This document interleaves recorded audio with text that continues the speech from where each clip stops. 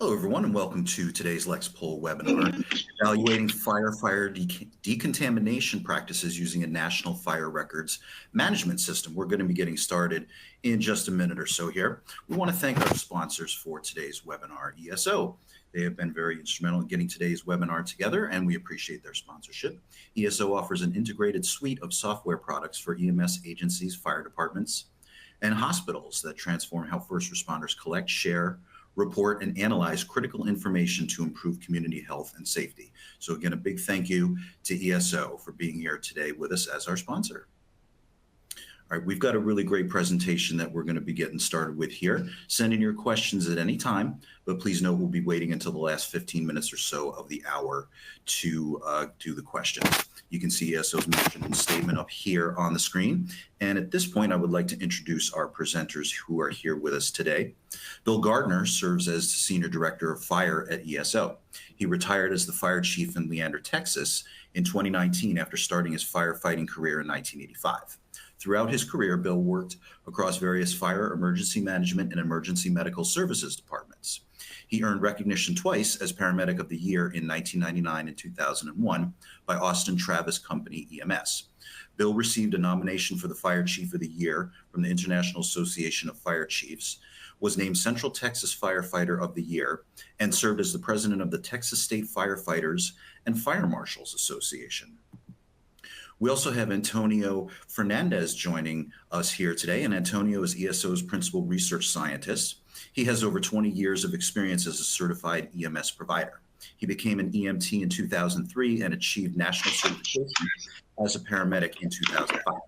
Tony was the second person to successfully complete the National Registry of EMTs EMS Research Fellowship, where he earned his PhD in epidemiology public health from The Ohio State University. After the fellowship, Tony spent 10 years at the University of North Carolina at Chapel Hill as an assistant professor and director of EMS research for the EMS Performance Improvement Center. And with that, I'm going to turn this presentation here over to Bill and Tony. Welcome. Thank you, Steve. I appreciate it. Thank you all for being here today. We wanted to start our presentation off a little bit about why we do what we do, how we came about deciding this. So there's a video we want to share with each and every one of you that'll help you see why we do what we do. He died July 14th of 2006.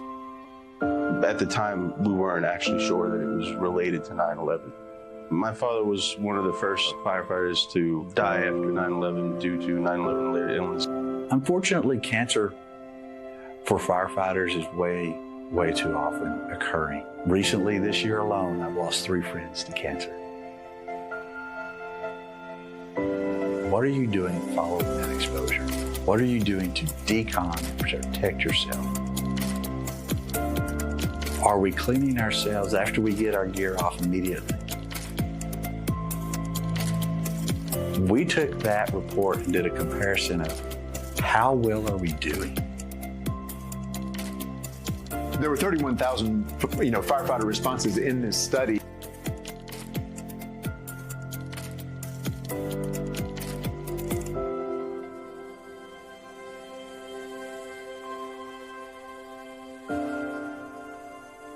There's a funding gap. Folks will take their gear bag and put it in their car and drive back to wherever they're supposed to do, and that's specifically called for as something not to do in the Lavender Report. This is a call to action, if you will, to make sure that we are indeed improving the health of the firefighters that are exposed during fire suppression. You never can tell, but if you decontaminated afterwards, maybe his life would have been extended a little bit.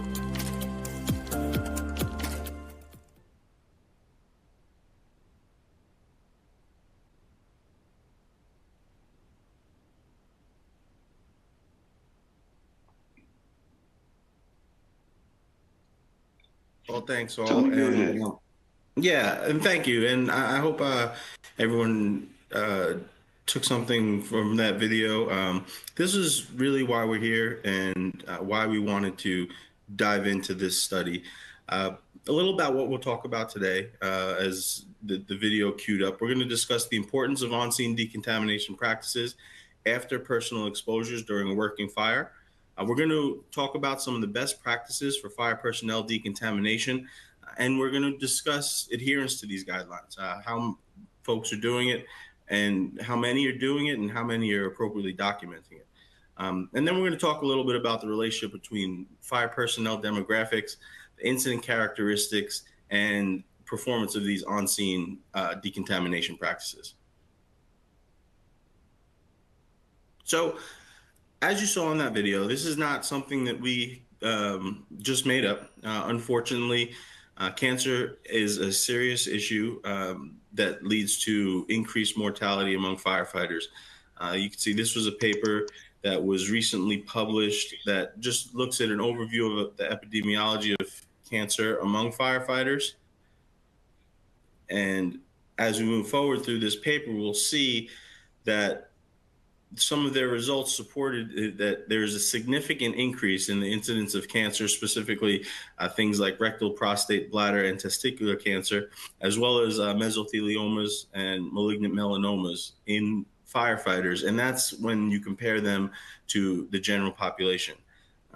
This was a systematic review, so essentially they looked at all available research that was peer-reviewed and published, and they found that death rates are higher among firefighters, particularly for rectal cancers and non-Hodgkin lymphoma, when they compare to the general population.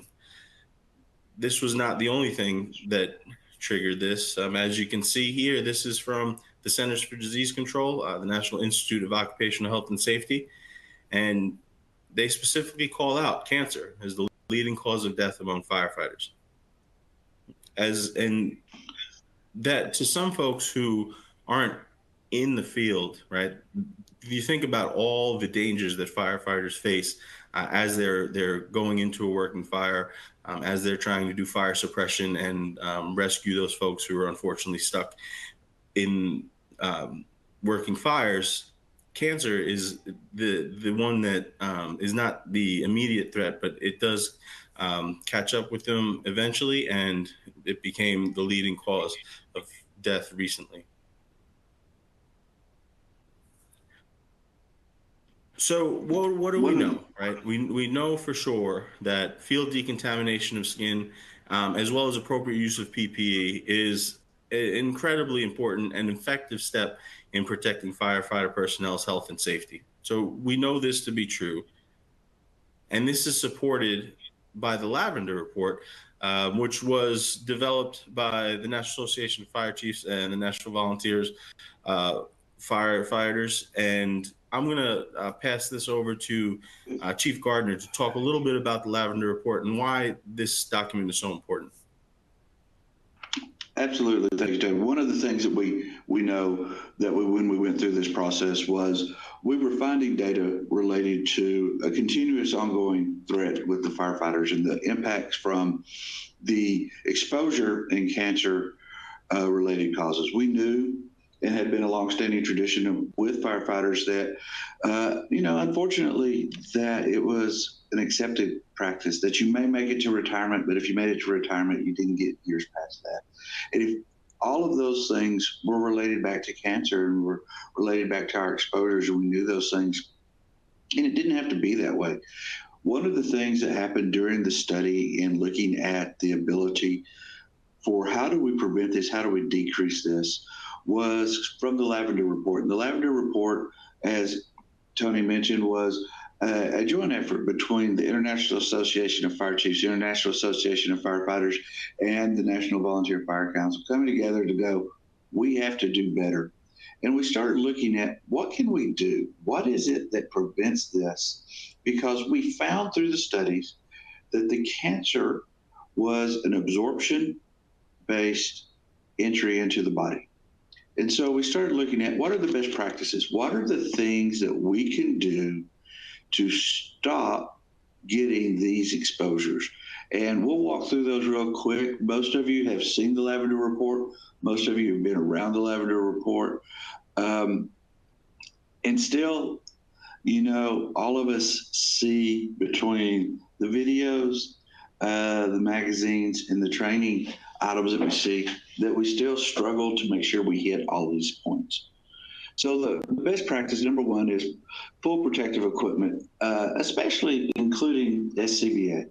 The ability to realize that if you're exposed to the fire byproducts, the smoke, the fumes, the items that are smoldering, all of those byproducts, those are the ones that are causing a significant impact through skin absorption and inhalation, causing problems with our firefighters. So the use of that every time when you're in those environments, not just doing interior firefighting, not when you're just working through and putting the fire out, but when you're in those environments. The other is making sure that the equipment you're using, that we're rotating, keeping it clean, keeping it moved out. One of the things we know is part of best practices is the ability to replace a hood.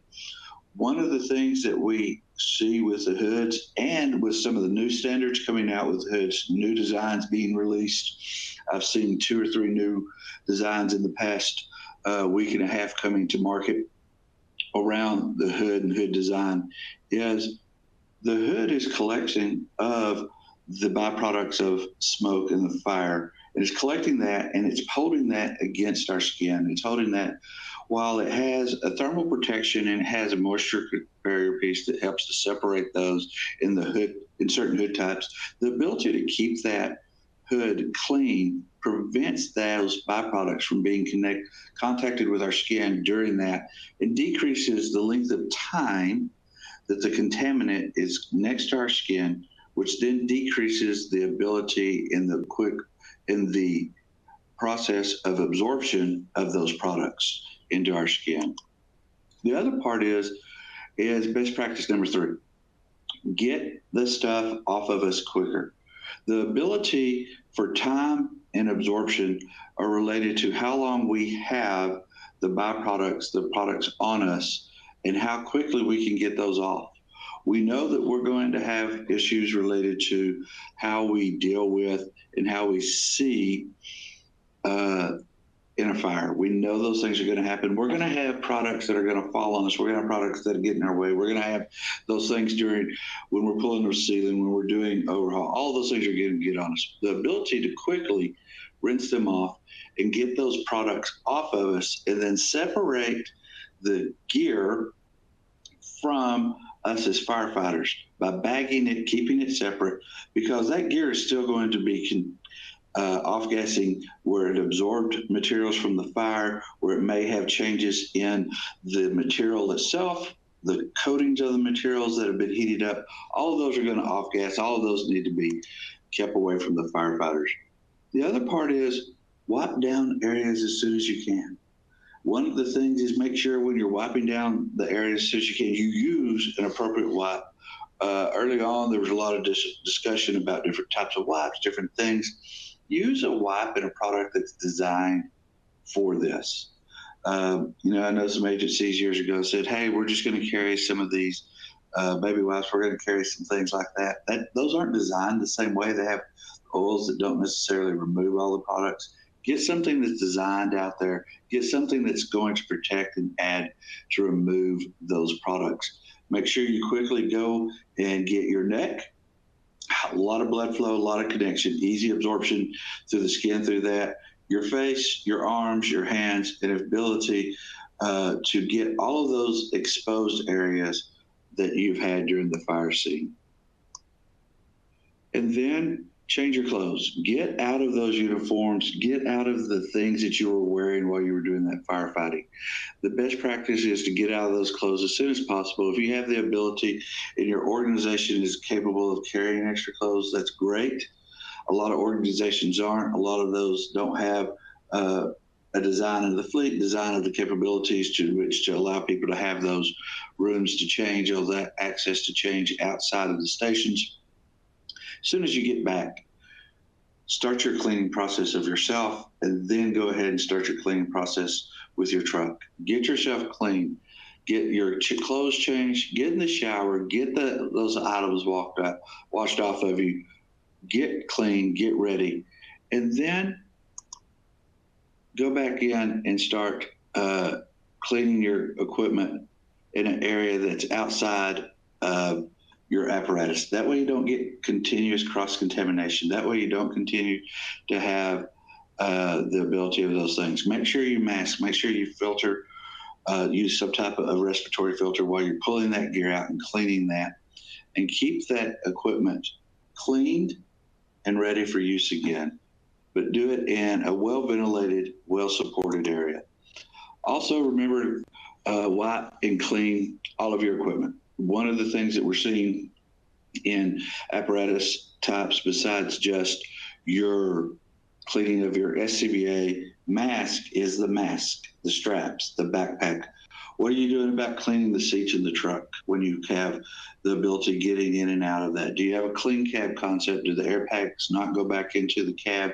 Are they in an outside compartment? All of those things add to decreasing your rate of exposure to off-gassing. The other thing is to get an annual physical. One of the things we know, and one of the things that we need to take care of, is the best firefighting tool ever created, the firefighters. The ability to take care of ourselves, to get ourselves healthy, well, is critical. The important is early diagnosis, early findings of any of these related illnesses can be treated. You have to know about it. You have to get those early diagnoses.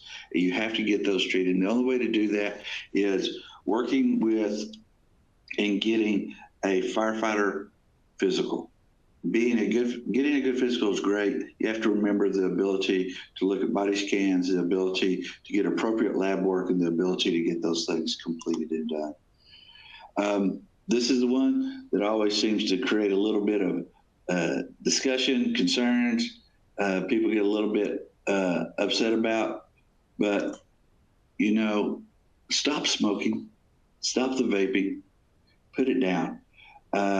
Get all of those things. Those are adding to your body. They're going into your body. They're adding into those same carcinogenics that you're having from the fire. And quite honestly, even if you're in a state that has really good rules, laws, regulation, and presumptive case laws that support firefighters, if that firefighter has a history that they're still smoking when that comes up, if that firefighter still has a history of the vaping, smokeless tobaccos the same way, any of those things, those items can impact the benefits for that firefighter, can impact their ability to get treated. And unfortunately, if it does become a discussion of was this person's illness or death related to their job, if they have those factors, it becomes a really difficult ability to take care of your loved ones. And then document.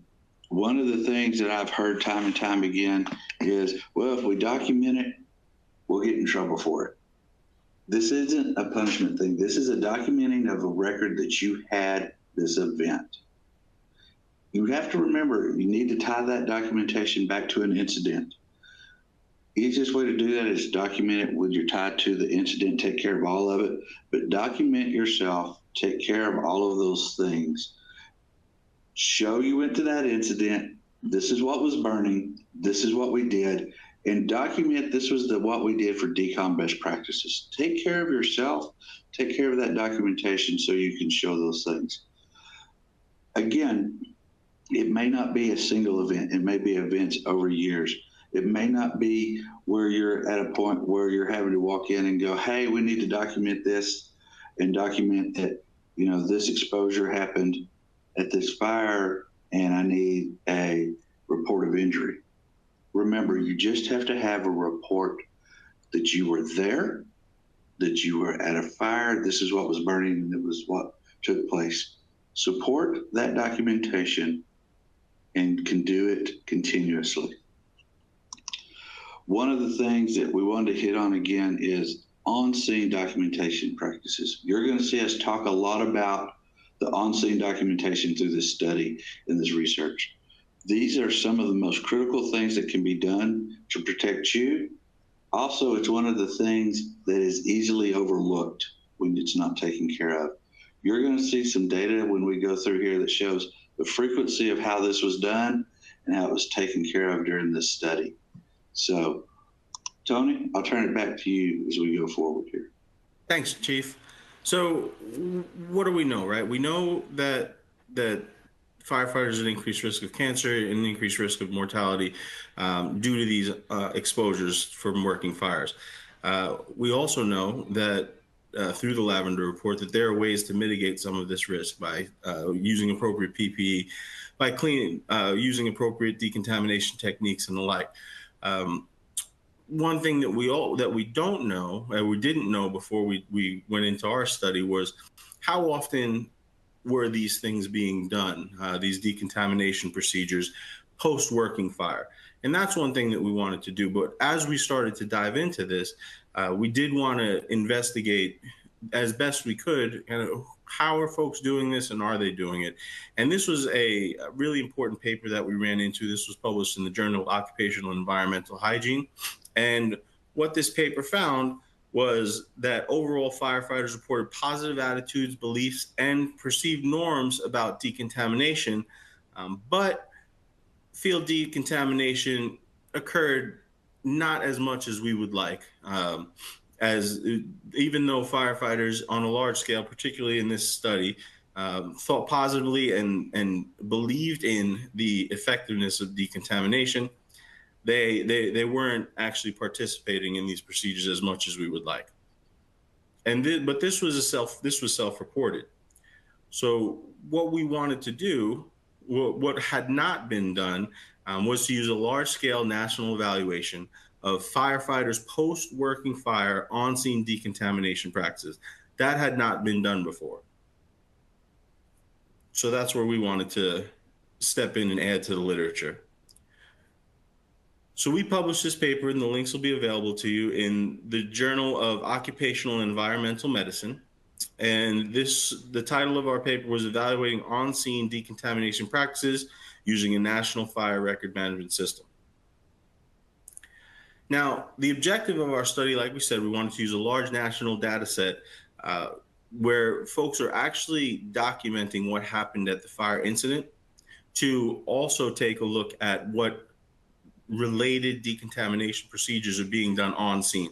Now, ideally, right, we'd want to look at all 11 of the Lavender Report recommendations. However, there are a host of those that you just aren't really going to document on scene. Like getting back to the station within an hour and showering, right? You're not going to get stuff like that on the RMS. But there are some things that we can get. So the idea was we wanted to see how often folks are taking those steps on scene after the post-working fire. And then secondarily, we wanted to look into, dive in and see, are there ways that we can, or factors that we can identify that make folks either more or less likely to participate in some of these decontamination procedures, and not just participate in them, not just perform them, but also document them appropriately.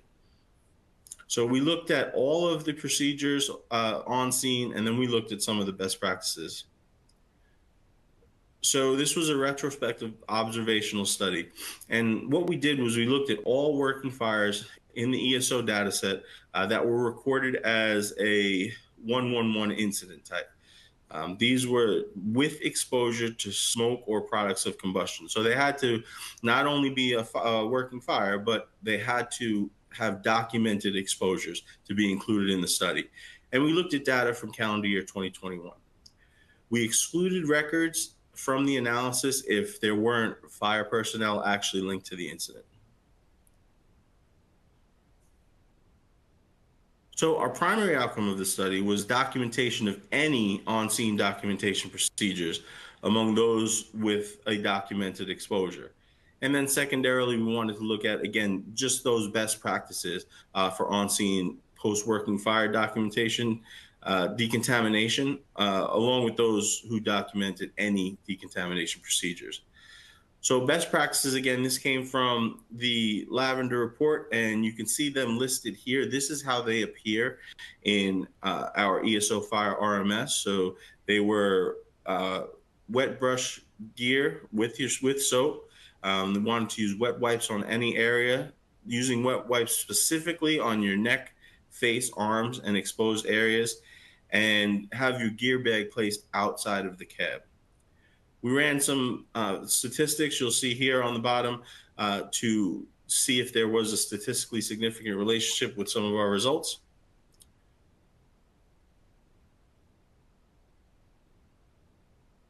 Let's go ahead and look at some of the measures here that we looked at. So when we talk about what characteristics or what did we want to see that might have been related to the performance of decontamination procedures, we looked at demographics. So the age and the sex of the firefighter.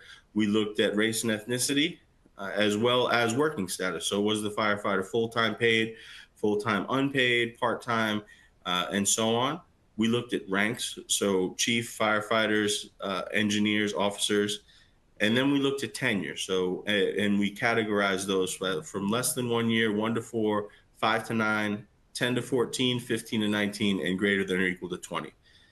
We also looked at some characteristics that were related to the incident. So specifically, we looked at community size. So was the fire, did it occur in an urban or rural community?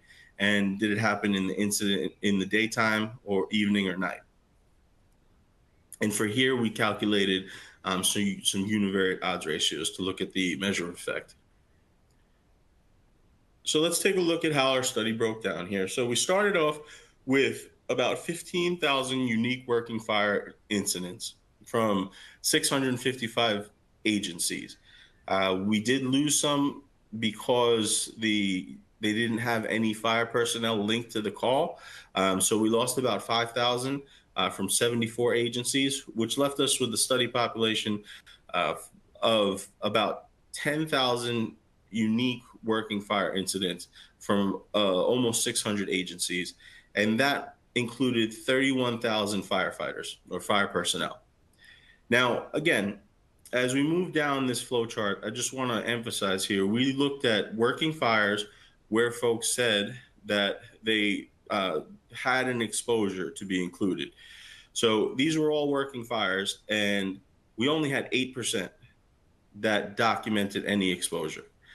That's one thing that we will talk about going forward, right? The documentation practices was the 11th recommendation in the Lavender report, and we really want to highlight how important it is to document appropriately so we can engage in research like this. So we had 8%, and that was about over 2,000 firefighters. Of those, we had 81% documented, or almost 82%, documented any on-scene decontamination procedure. So not necessarily all of the best practices, but documented any, at least one. And almost 20%, almost 1 in 5, didn't have any documented at all. Again, these are things that we want to really pay attention to because documentation is so important. If it's not documented, we can't actually know 100% if it was done or not. And then we moved down and we wanted to look at not just any documentation procedure, but how many did all of the best practice recommendations for on-scene decontamination. And that brought us to 5% of our total population. That was 103 firefighters out of 2,000 who documented all best practices after a working fire. So as we move Tony, here, sorry, please, sure. Can we go back to this just a second? I think it's an important factor for the script to understand.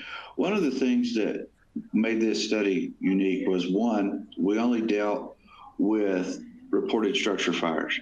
It had to be a 111, which we know today, and we can all share, that is underreported because the ability to report those creates some variables. We also looked at, was it a reported working fire in that process? So we knew that there was some type of firefighting activity that's done. But when you look at the ability that there were 15,000 fire incidents working, and we turn around and we start bringing that down, and we get down to 31,000 unique fire personnel that are involved in this, and 103 of them had supporting items to take care of if they had to have a claim or a claim on a line of duty death benefit. This was a significant finding for us when Tony talked early on about this was shared and reviewed and written. This was published in the journal, and Tony talked about that a few minutes ago. That was peer reviewed. That wasn't us saying, hey, here's something. They looked at this data, they made sure the data was correct, and actually did their own review with this and then published the report with the same findings. So this is a significant item that is a need in the fire service that we need to get better at documenting to meet the laboratory report and to take care of ourselves. So even if we have some percentages that are off, we're still not near where we should be in the ability of capturing were we exposed and what did we do to that with that exposure. So Tony, go ahead. Thanks, Chief. Those are some great points. And as we move through this research, we're going to want to keep some of this in mind, particularly as we go through talk about documentation. So here are our firefighter incident characteristics. We can see that we were not a lot of this is going to surprise you. 94% of our firefighters in this study were male. About 92% were white, non-Hispanic. Median age was about 39. And most, 85% about, were full-time paid. The majority, 51%, were firefighters. We had about a quarter that were officers, and 9% were chiefs. But I do want to, there are some things that are required that you document on your RMS and in your personal management systems. Firefighter demographics are not one of them. And if I pull your eye to the far right column, you can see the level of missing that we were working with for some of these characteristics. We'll move through and talk about firefighter tenure. The median number of years was about 8.6. And the largest category, with 28% of our population, was 1 to 4 years. Time of day, the plurality of our fires occurred in the daytime, so about 43%, and 85% were in urban areas. And again, we talked about the lack of documentation of exposures. That was about 8%. So you can see, as we talk about missing, things that are required to be on so the time of day, the incident address, we weren't missing very much of those data. But when we talk about things in the personnel management system, there were some challenges there. I realize this table is a little bit busy and a little bit small, and I'll apologize for that. I just want to pull your eye to some things that are the most important part of this table here. Was when we looked at the difference in reporting any documentation procedures in rural and urban areas. So when we look at an urban area reporting any documentation, we were up at about 83%. That was about 77% in rural areas. So just in documentation alone of any, this is not best practices, this is any decontamination procedure. Rural areas, fires in rural areas are having these things documented significantly less. And then we moved through and we wanted to see, sir, please. One of the things I'll say about when we talk about documentation in the events of the rural areas, there's the ability to understand that one person may need to do maybe documenting the entire event for the others that were there. And that adds a new challenge and a new task with that. But I would say the importance of that is allowing that documentation to be done and taking the time to do that, because those folks in the rural environment, the majority of them are volunteer, the majority of them need the ability to have this documentation because this is not their primary employment. So in turn, if they have an illness or an exposure, their ability to get state and federal benefits become much more crucial for them to do this. And so I wanted to make sure that we talk about that. While it may be difficult because only one person is doing the documentation, only one person's in the system, we write it down on a piece of paper and we hand it off to someone else to file a report, because we want them to submit the NFIRS report so we're eligible for grants and funding that way. That's all good. The ability to make sure you're documenting and putting something related to that event about who was there, what was burning, and what they did is just as important today than documenting the other items that we've been doing for years. And we just have to change that mindset of it's just as important. Let's start working through getting that on there. You're absolutely correct. NFIRS today only requires a number. We're going to see those changes coming in near us. The other ability to start seeing this information is making sure that we're doing it for the right reason, which is the protection of the men and women who are going out and running those calls. So thank you, Tony. No, thank you, Chief. I appreciate the color. As we move through some of these results, I want to focus your eyes on this table. This is table 3, and this is where we looked at some univariate odds ratios. So just a little background, if you're not familiar with odds ratios, an odds ratio of 1 essentially means that there's no difference. And odds ratio less than 1 means that the comparator group is their odds of having that outcome are less likely. So as we move through here, the only thing that was of significance when we looked at documentation of on-scene decontamination procedures was the rural-urban difference. So incidents in rural areas were decreased about 30%. Their odds of reporting any decontamination procedures decreased about 30%. And that was a statistically significant result.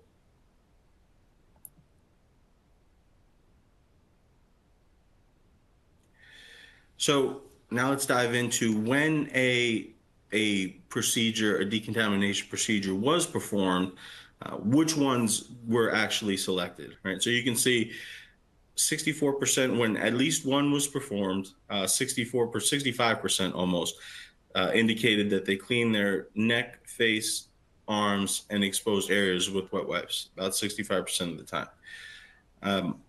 Using wet brush on the gear with soap was about 1/3 of the time. But I do want to bring your eyes here to this 8.5%. This was gear bag placed in the cab. And Chief, can you talk a little bit about why this is a concerning result?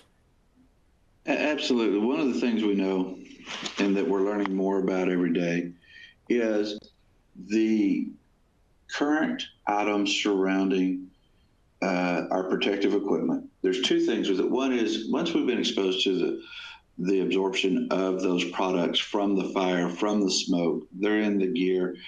It's going to continue to be cross-contaminating whatever it touches. If it's in the back, in the cab with us, and it's up against us, it's over the back of the seat, we're still going to have contact with it. That's still going to start cross-contamination. The other part of it is that gear, we're learning that the chemicals that help with protecting the gear, protecting the materials that is part of it, when heated, may be off-gassing, causing some release of carcinogenics. So if we put that in the vehicle with us and that gear is off-gassing, we're still exposing ourselves in that truck. We're still sitting there exposed to all of the materials from the fire, plus the materials from the gear. The other part of it then is all of that's exposing the truck. So based on the seats absorption, the seat belt absorptions, the bags that we have in there, do we have other equipment strapped in the vehicle? Do we have straps for flashlights that are strapped in there? All of those are continuing to absorb those carcinogenic materials. And so when we touch them again, we continue to expose ourselves time and time and time again. And we may not even be at the fire anymore. we may not have our gear on, but we've cross-contaminated that unit. So the ability to clean that unit is critical. More importantly, the ability to keep from contaminating that unit, because it's going to get more and more difficult to clean, is starting with not taking contaminated or dirty materials inside that cab, where we need to be in the seats, in the seat belts, for our own safety to go out and help others. So that's why that was really a critical item. One of the things that we'll talk about here in some conclusions comes back to this, in the ability of some things that we need to talk about as the fire service and how we want to manage it. So. Yep. Thank you, Chief. And don't just take our word for it. This is specifically called for in the Lavender Report as something that we want our firefighters to avoid. And then back when we look at anyone who reported any decontamination procedure, about 5% reported all of the Lavender Report on-scene best practices. So, of course, right, any research study, we're going to have some limitations, and we want it to be open and upfront with ours. This analysis, it's from almost 600 agencies, right? This is a small subset of registered fire departments from across the United States. Even though this is the largest study that you will find looking at data specifically reported from a fire RMS. Furthermore, it is possible that these decontamination procedures were performed, but not just documented, right? And that is, while we certainly would rather them be performed, documentation is really important so we can make sure post-working fire that our folks are safe and being protected. And the only way we can do studies like this is with appropriate documentation. And again, this is something that is called for in the Lavender Report. And the study, again, we just looked at on-scene best practices. So certainly everyone in this study could have went back to the station and showered and done every other step. And we wouldn't be able to know because we're looking specifically at what's on scene. And there was a notable amount of missing data specifically for personnel demographics. And that's something that we'd like to see improved going forward.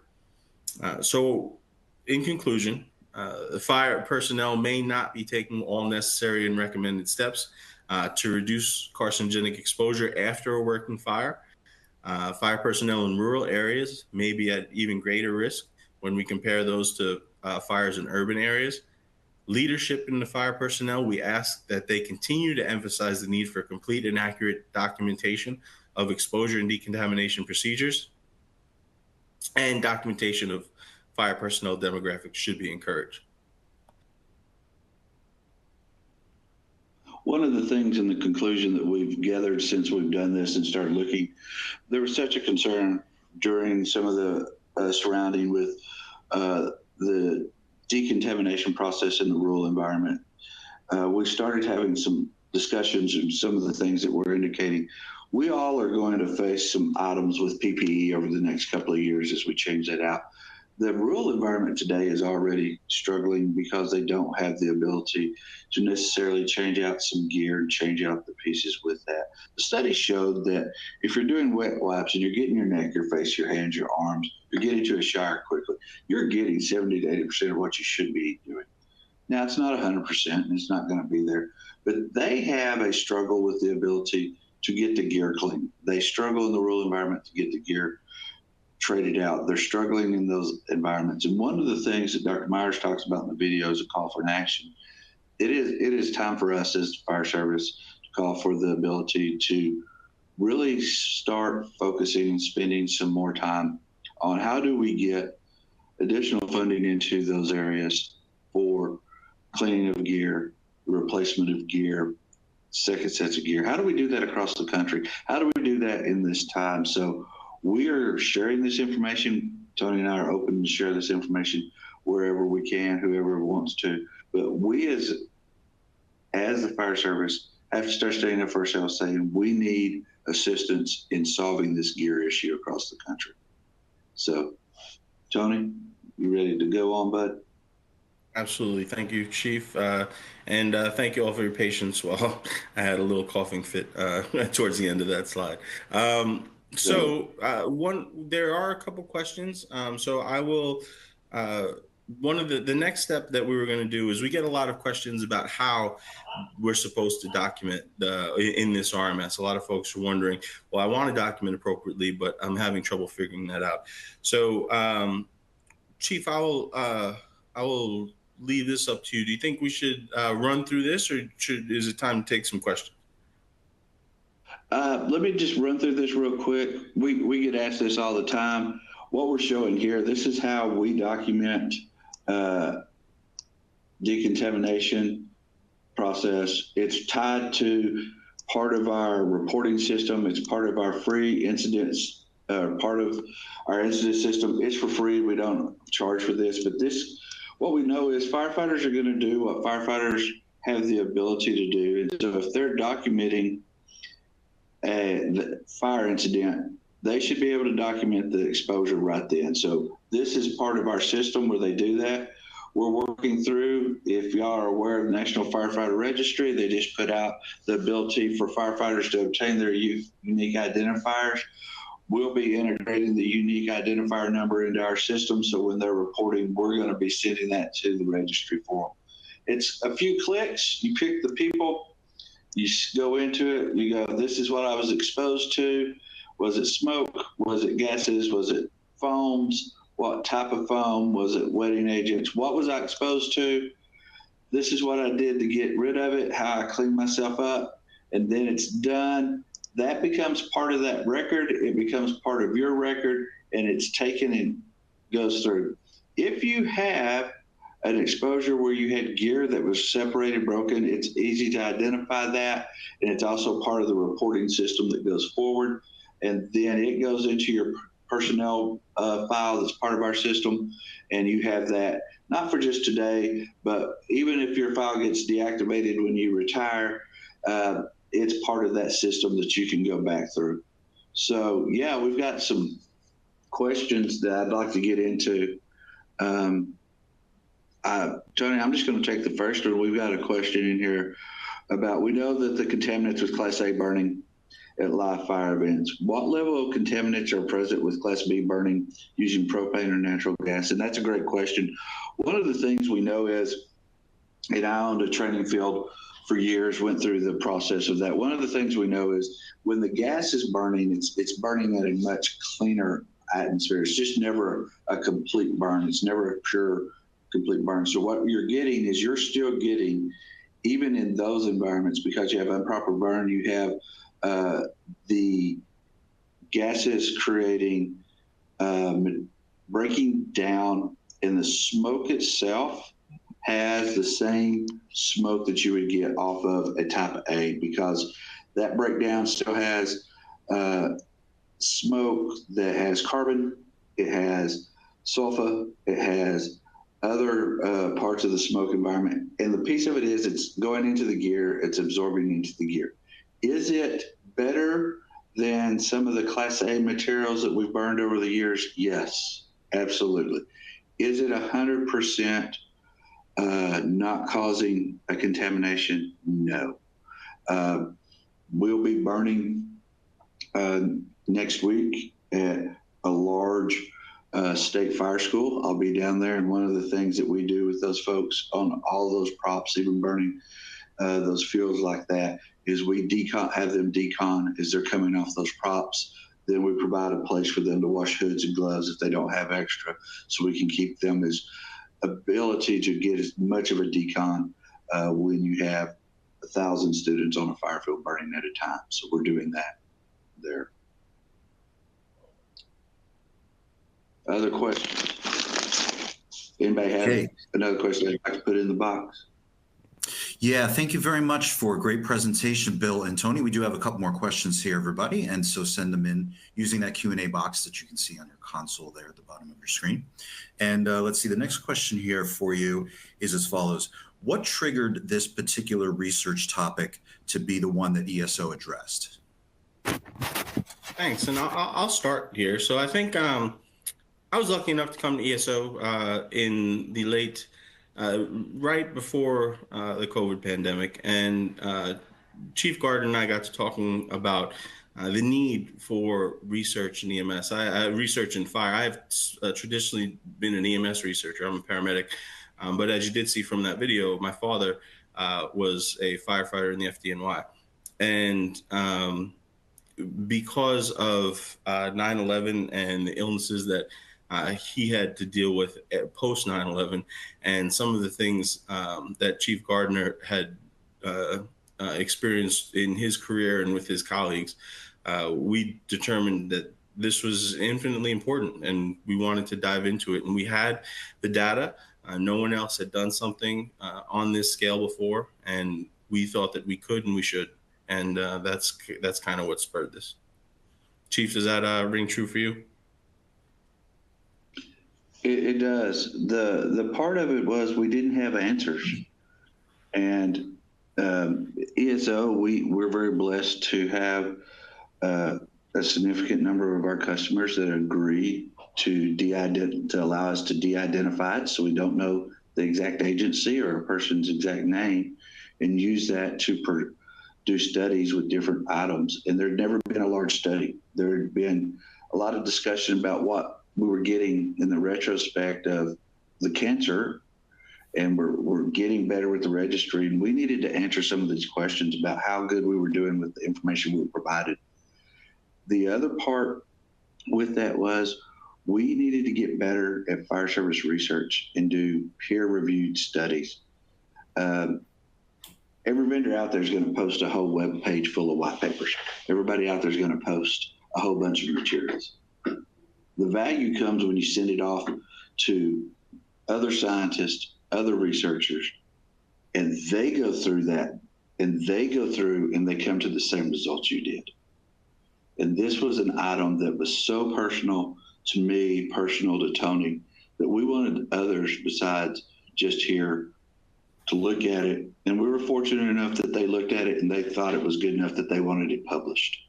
And so we take those things and we appreciate that when you get a full peer review process.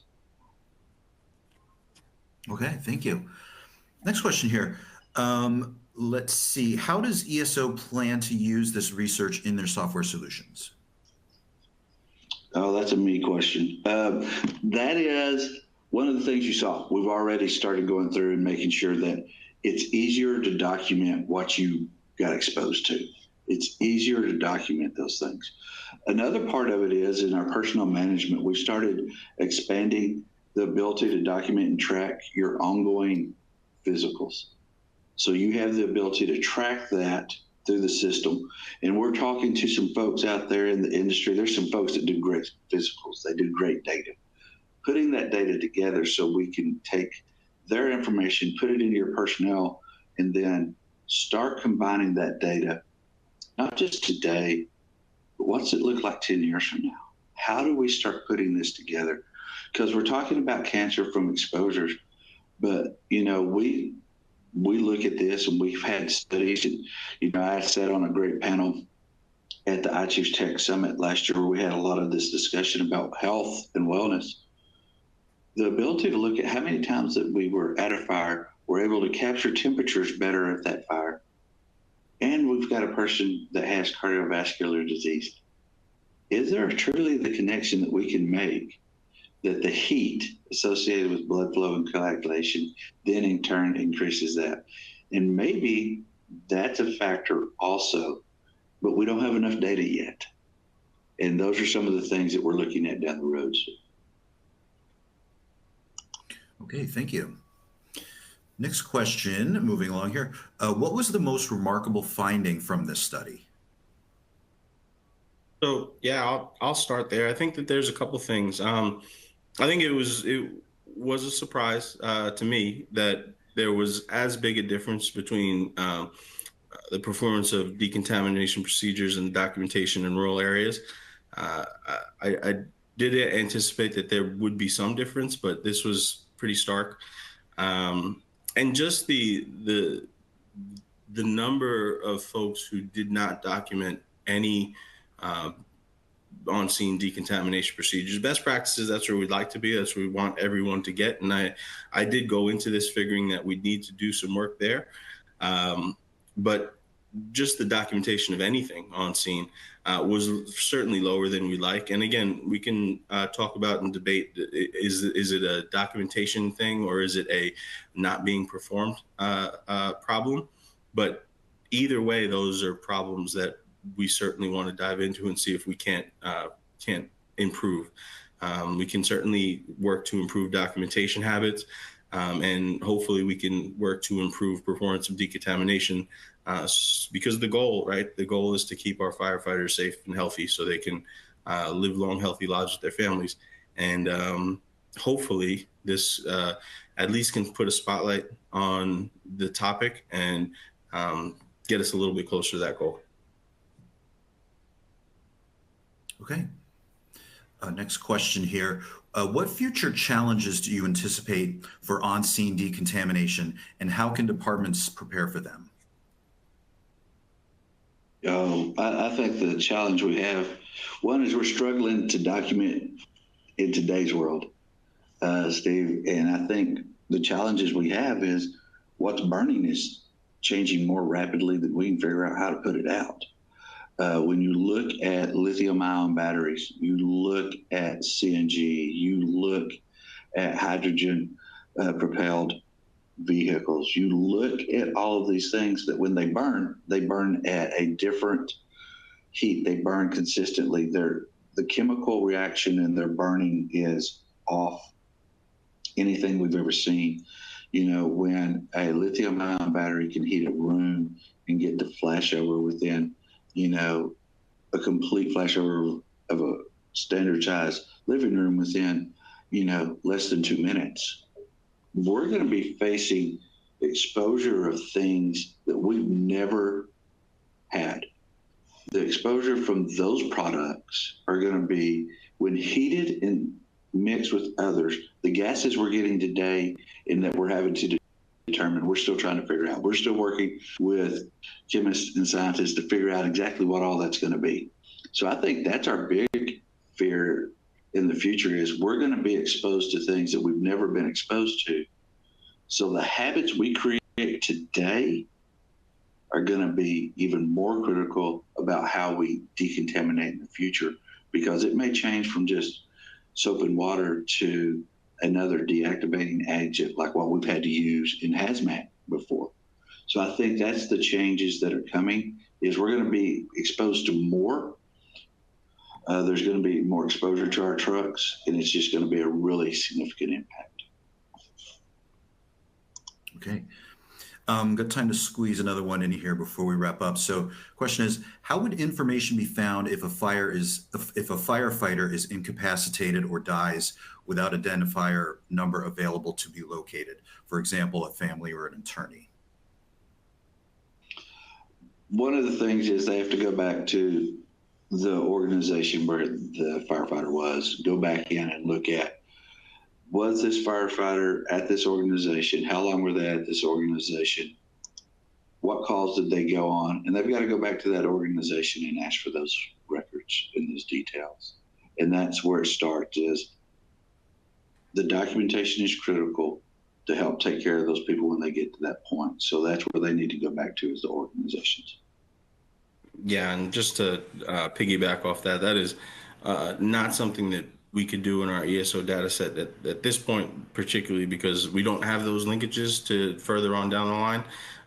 But ideally, right, we'd want that continuum going forward, but that's a future goal for sure.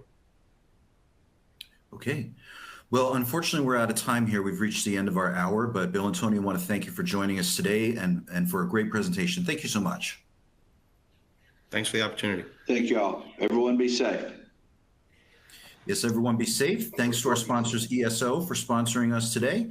Unfortunately, we're out of time, everybody, and we got to wrap up, but have a great rest of your day.